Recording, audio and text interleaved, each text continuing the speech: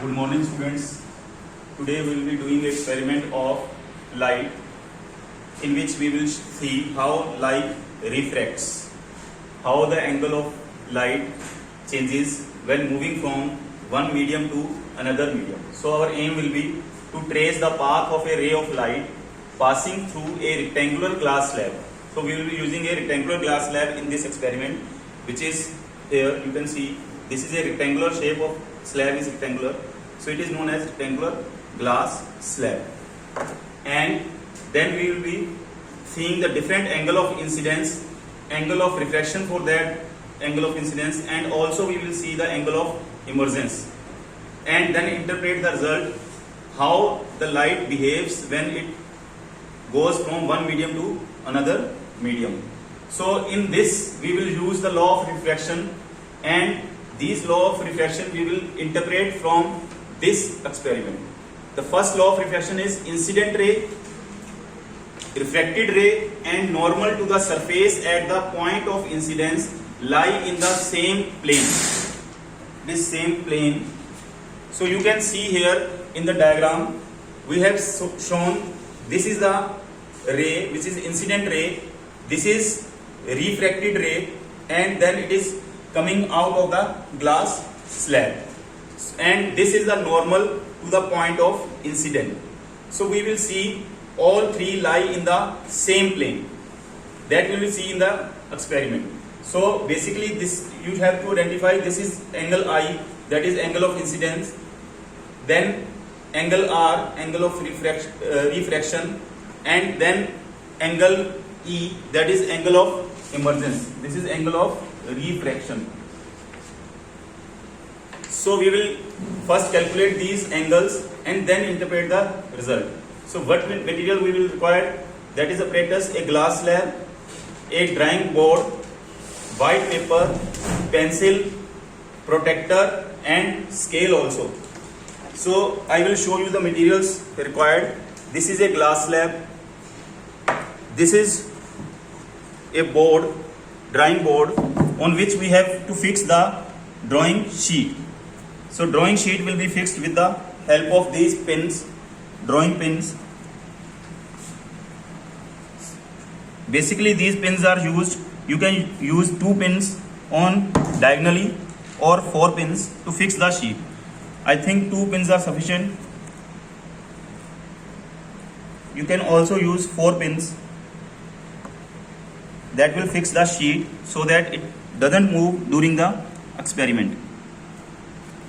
Then after that we will place this glass slab in the center of the sheet. After that we have to draw the boundary of glass slab. Why we are drawing the boundary of glass slab? So that if accidentally doing experiment the glass slab moves from its place, we can easily place it into the boundary which we have drawn. Let us see. This is the boundary we have drawn. If we move this glass slab accidentally doing experiment, then we can easily place it in its original position. After that, what we are going to do, we will take these pins, all pins, and fix them on the side we are standing. With the help of a scale, first draw a perpendicular line that is known as normal. Similarly, we can draw a perpendicular line here.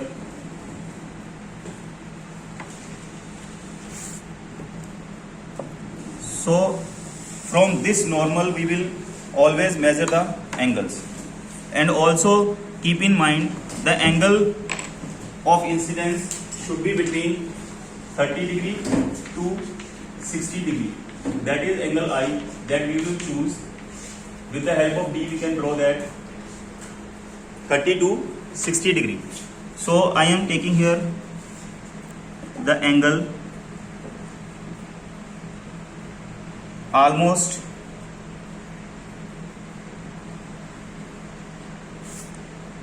let us suppose this angle is 30 degree. So this is angle of incident. Now we will put a glass slab here and fix the pins. Pins are fixed such that one pin is 5 centimeter apart from another. Let us see, if we fix a pin here at 2 centimeter, it should be straight. Then next pin will be fixed at approximately 5 centimeter away from it. Precaution should be there. The pins should be straight and they should not be hammered. They should fix properly.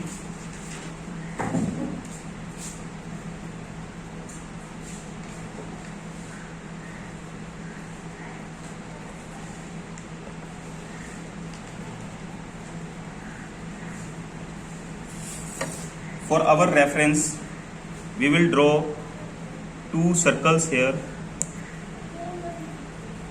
and name these 2 points as shown in the diagram, E and F. So these points are shown as E and F, and this point we will show as P. The light is going from this point into the slab, so arrow will be shown going into the slab. Then after that we will move to the second side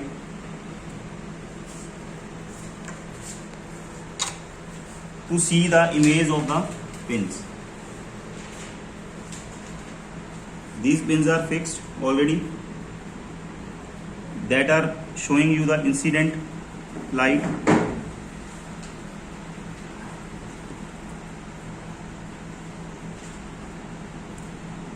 Then we will see the feet of the pins from second side. They should come in straight line.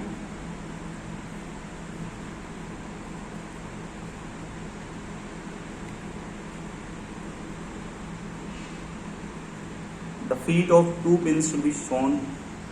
All the 4 pins should be in straight line.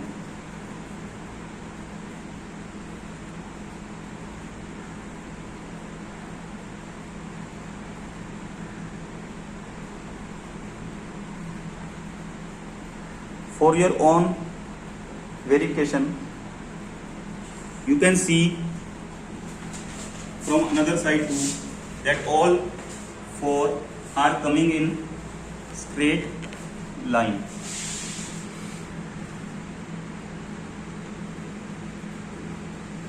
Then we remove the slab, mark these points with pencil,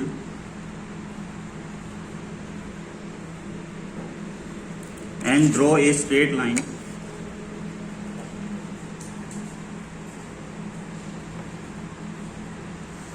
Joining these 2 points, and this ray is coming out of the slab. We'll draw a normal to this point also. This is point of emergence. Then join this.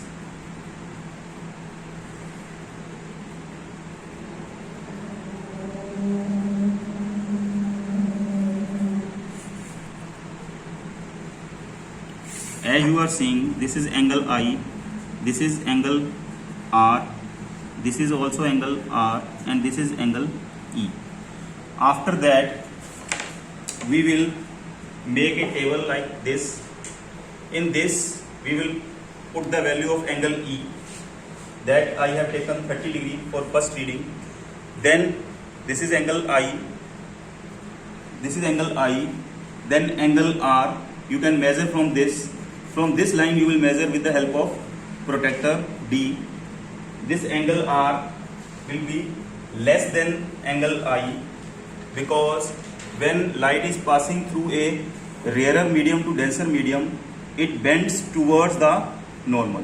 It is the normal line which is making 90 degree angle with the surface. This is normal and this is extending in the slab. and then we see the angle made with normal by the refracted ray. This ray is refracted ray which is less than angle of incident. We can measure it. It comes out to be 20 degrees cos, and then we will measure the angle of E, which is now the ray is coming out of the slab. It means from denser, that is glass, to rarer, that is air.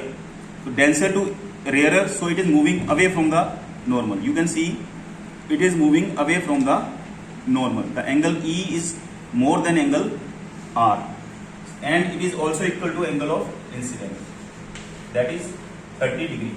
That is known as angle of emergence, as shown in the diagram here. These are the two pins you have marked, G and H. The image of two pins we have seen and fixed the two pins here. So this is angle of emergence, angle of refraction, and angle of incidence. These three angles you have to measure 3 or 4 times. You can take different angles. Let us suppose second time we take it as 45 degree. Then we will measure angle E and angle R. Draw the same diagram as drawn here. For 3 or 4 readings we will take. Then we can interpret the result. What result you are interpreting? All these 3 lines you can see. This is refracted ray, this is incident ray, and this is normal. All are lying on the same plane, same sheet.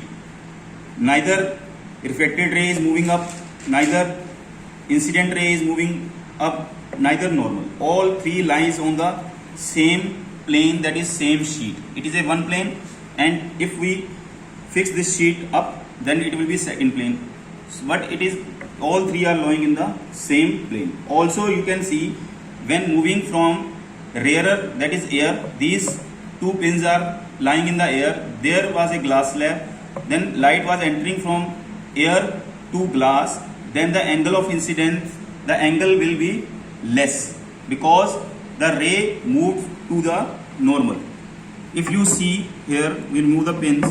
The ray was originally going to this side, and angle has now decreased because it moves towards the normal. This is your normal. Similarly, when it is coming out of the glass to the air, the glass is denser and air is rarer, so the light moves away from the normal. When moving from denser to rarer, it moves away from the normal. So angle increases. So angle increases, that is angle E, that will be equal to angle I, and angle R will be less because light is entering from denser to rarer to denser. But when it is going to denser, from denser to rarer, then angle will increase as it moves away from normal. This is normal for this point. Normal is nothing but a perpendicular line lying on the point. This is point of incidence and this is point of emergence. Okay.